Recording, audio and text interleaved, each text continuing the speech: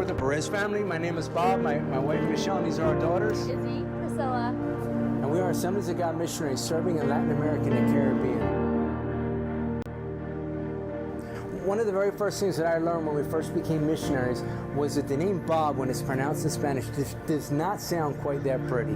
Once we heard it pronounced a few times in Spanish, we realized that it sounded a little bit more like boob instead of Bob. So from that day, I made the epic decision to become undercover agent Roberto Jose Perez. See, just kids, 18 years old, my wife and I said to her, I said, hon, I don't want you to marry me unless you're willing to become a missionary. And to my amazement, she said yes.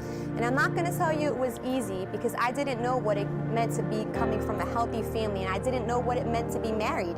And I didn't really know if I could trust this guy.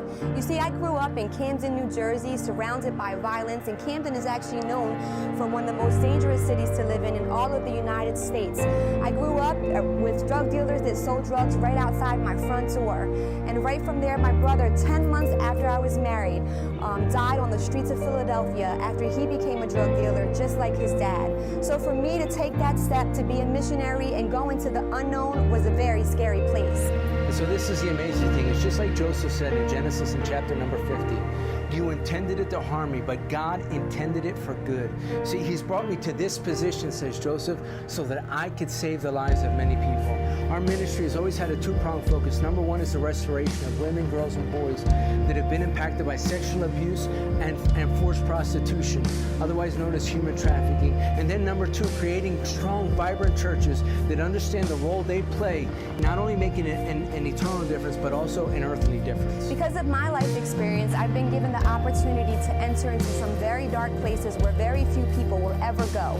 Join with the local police department, immigration, and FBI, and armed with my pink bulletproof vest, I'm able to go into brothels and literally face-to-face with ladies and share the gospel story of Jesus Christ.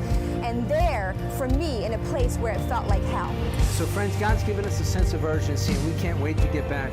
But the honest truth is we can't do it alone. Won't you play a part in helping us to reach people with the gospel, to plant churches, to train leaders, and serve to restore the human dignity with the love of Jesus Christ? We need your prayers, your support, and your help. And most of all, we just want to say thank you so very much.